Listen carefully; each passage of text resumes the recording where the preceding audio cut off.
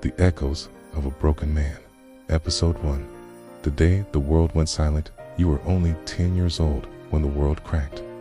At that age, most kids still thought in cartoons and laughter. Their biggest worry, whether their shoelaces would stay tied during a soccer game.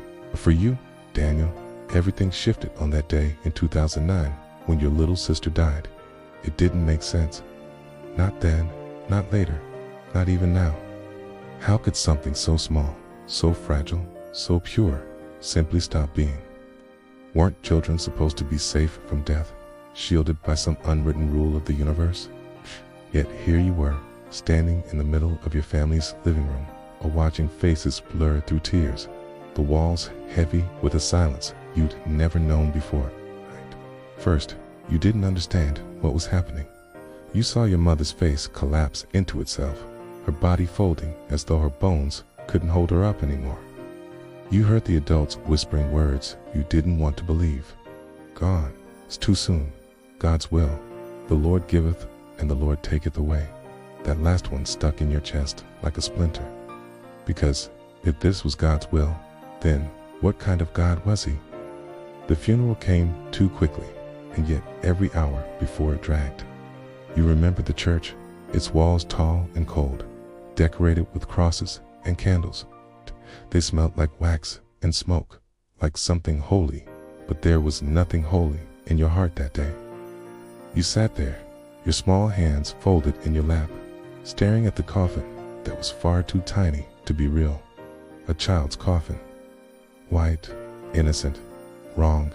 People sang hymns, voices cracking, but you didn't sing. You just stared.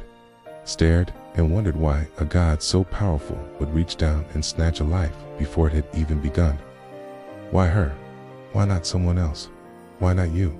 You didn't have answers. Nobody did. Your mother's cries filled the room, raw and animal, like a wound-made sound.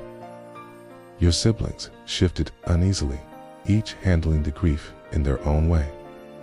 Your older sister clutched her sons tightly, as though daring the world to take them too. Your brothers kept their faces still, pretending strength, but their eyes betrayed them. And you, Daniel, you sat between them all, small and silent, unable to cry loudly like your mother, unable to pretend like your brothers. You felt hollow. At home, the silence after the funeral was unbearable. The house had changed. The walls carried echoes of a little girl's laughter that would never be heard again.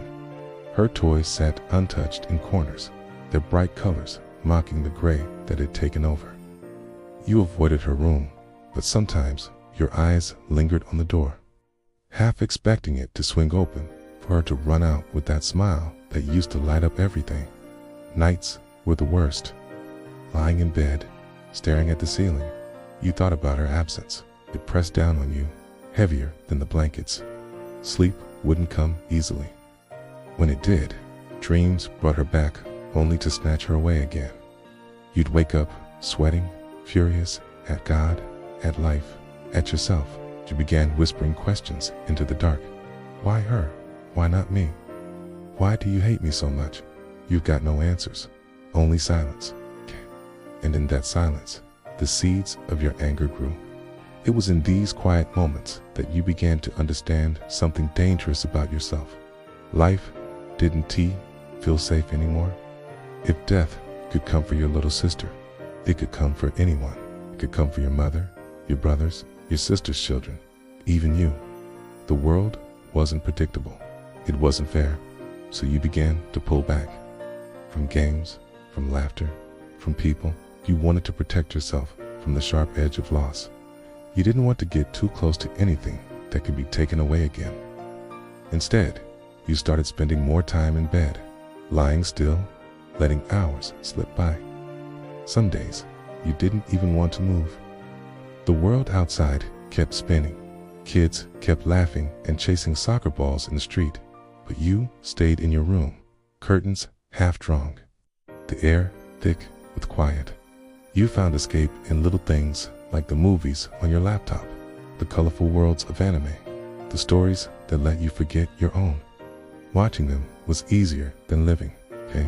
In those characters' lives, you saw pieces of yourself, struggles that weren't yours but felt close enough to touch. For a while, they became your only companions.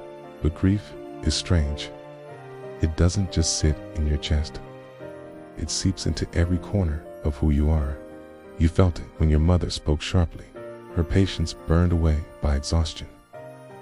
You felt it when arguments flared between you and your family, words slamming against each other because pain had no other place to go. You felt it most in church, sitting in the pew, hearing the pastor talk about mercy, grace, and God's endless love felt like a joke, okay?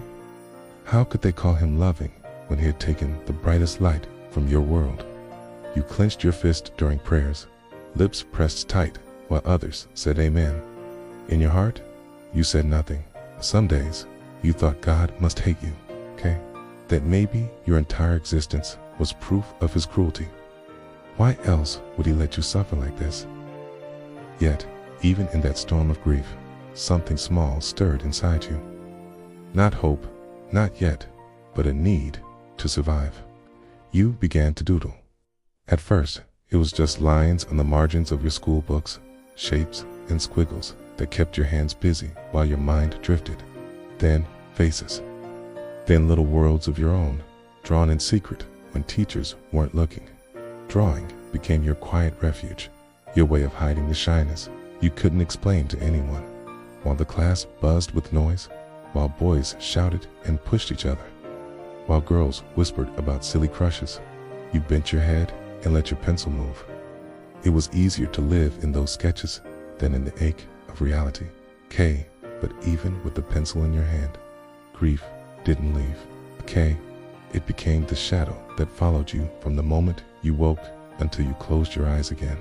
And at 10 years old, Daniel, you didn't know it yet, but this was only the beginning of a long journey. It's the anger, the questions, the silence. These were the first bricks in a wall you would spend years building around yourself. T, you weren't just mourning your sister. Q, you were mourning the boy you had been before that day. The boy who trusted life. Q, the boy who believed in God. The boy who thought childhood could last a little longer. That boy was gone, and in his place stood someone new, someone quieter, angrier, lonelier, someone who would spend years trying to understand why the world had taken so much from him so soon. Hit that like button and don't forget to subscribe.